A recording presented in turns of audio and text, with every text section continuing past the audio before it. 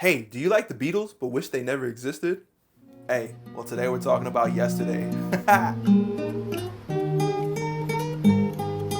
Now, this film came out a while ago, so I'm going to be talking spoilers on here. If you don't want spoilers, you can stop the review. So first off, I'm going to say I like this film, but I felt it could have been more ambitious. I feel like what we're given in the trailer is pretty much the entire film, and we don't get very much more than that. Yesterday is a story about this very indie guy that basically he's not as successful as he wishes to be. And one day he's hit by a bus, coincidentally, while the power goes off in the entire world. And I guess him floating through the sky at that very moment throws him through some sort of warp multi-universe where the Beatles don't exist. Now, the thing that I liked about this film was it wasn't only that the Beatles don't exist. There's a couple other things that don't exist in this world too. Like, we don't have cigarettes, we don't have Coca-Cola, we still have Pepsi, which if you think about it, we only really need one. We don't need two different things that are the same thing. He tells the flight attendant, "Can I get Coke?" And they go, "What?" And he goes, "Oh, there's no Coke that exists," so he asked for a Pepsi instead. And yeah, she thinks he's on that rock star. Something stand out from this film was definitely the performances were really good. I really liked the interaction between the characters. It not only felt like a strong structure narrative, it definitely felt like a lot of the interactions were improv, or at least open to improv, and we got a lot of these very realistic moments between the characters that felt not only real but funny and entertaining. And without those moments, I'm not sure if this movie would be as enjoyable. We get a standout performance from Ed Sheeran that comes in and plays Ed Sheeran, and he's really good in this. He's a good actor. The only other performance I've seen from him was just a very minor role he played in Game of Thrones.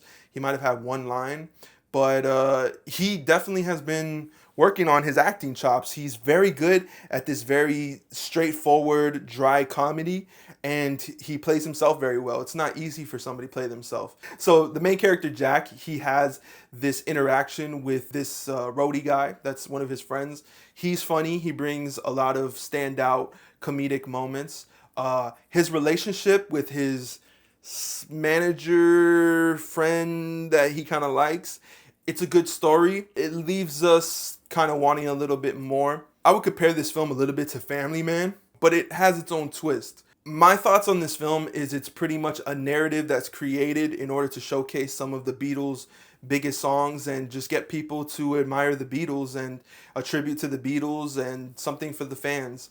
Every song that was played in this film I knew from the Beatles, even though I'm not one of the biggest Beatles fans. His renditions of the song were fine.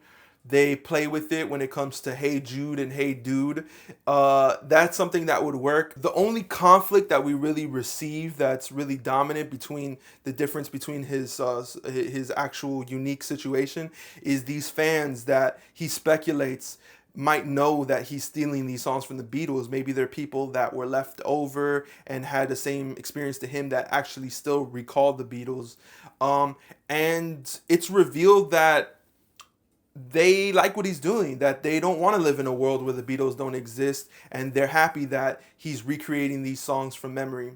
It was fairly done, but I don't know. It's an interesting predicament. I could have seen this movie being a little bit more complex, a little bit more ambitious, but for what they did, it felt like a very friendly mainstream pop movie that deals with the sci-fi and the supernatural. And coincidence, it had a tone of like Love Actually.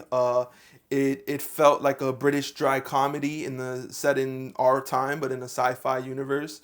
And it was cool. I was hoping that there was going to be some sort of twist at the end where now the Beatles come back. I don't know. If it was all a dream, I probably would have felt cheated. But it did feel like there was going to be maybe a secondary twist of a moral he learned or some sort of lesson to it. Besides, it's not cool to steal music. One criticism that I have for the film, maybe you guys caught it or not, is The big thing that he does at the end is he decides to come clean in front of an entire concert of maybe 1 million people, it looked like. But he comes clean and he says that I'm not going to be making any money off these songs. I'm going to be giving them to you for free. And he leaks his music. He leaks a downloaded version to the internet of his music so that they can't sell it. Now, one thing is, that's not really how music works nowadays. Maybe 10 years ago, you could do that. But nowadays, people listen to things on Spotify, Apple, streaming services. It's not a lot of people that are going to download a Dropbox to their phone because they like your music that much. They most likely wait till it comes to streaming platforms. And in that time period, the record label will have kaput that link. They're not going to just let you have a floating link of something. So say it reached 1 million people. Eventually it'll kind of die down because not everybody's going to save these songs to their phone and keep those there. And it makes it hard to grow. It's going to get copyright flagged on YouTube and everything. So I don't think his grand gesture, it was really, in the long run, it wasn't going to be as efficient as you would think. He would get a heavy lawsuit based on the contract he has with his label. Kate McKinnon's character, now she brings comedy to this film. Maybe it's a different type of comedy than the dry comedy that Ed Sheeran gives. Personally, I like Ed Sheeran's comedy better than Kate McKinnon's in this. Kate McKinnon is playing this sleazy record label executive that doesn't see it, but then she sees the money, so she's okay with it. She's funny for what she does, maybe a little bit too dark at certain periods that it feels like more of a parody of Agent.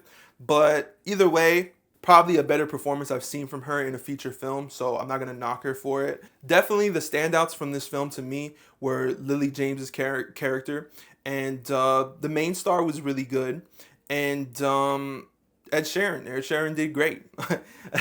I'm starting to like Ed Sheeran a lot. He's very talented, and it's actually really good that he's in this movie. He has the right tone. He's a contemporary guy that you could see liking the Beatles in 2019, even if it was a brand new song. Overall, I'll say Danny Boyle did a great job for this film. I wasn't really sure if his directing style was the right tone for this type of topic, but he did a really good job. I feel like he added a lot of different camera movements and just input. It felt different than another director would have done. It felt like a craftsman took this story and had fun with it, but also added touches that maybe another director wouldn't have. So yeah, his camera work was really interesting throughout this film, and it felt realistic for how supernatural it really was, if you think about it. But yeah, I like the comedy in it. I like the film. I'll give the film 8 out of 10. Not because I don't think it's better than like Family Man or movies that deal with parallel worlds, but I think it was a fun film and it executed its story pretty well. I would have liked to see Paul McCartney maybe just co-sign this film. I feel like if Paul McCartney was in it, I don't know why they didn't get him. Maybe he was busy. Maybe he didn't feel like acting. It would have been cool to see him. I think for fans, they're going to really enjoy seeing this parallel world where John Lennon still lives and is happy and is just lived his life out.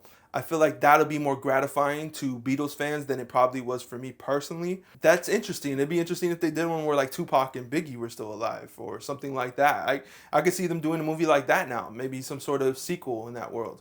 Could be interesting. I did like his expression when he found out that Childish Gambino is still alive. Sometimes things get lost in scripts when they're being thrown around or for a couple years, and it's just good that it still felt contemporary to 2019. Great job, guys. It's a good movie. Hopefully you guys saw it before I spoiled it, but if you didn't, go check it out. I don't think the spoilers will ruin the movie because it's really just a film about relationships and music and stardom. It doesn't really clinch on the ending of the film. So yeah, go check it out. Yesterday, today.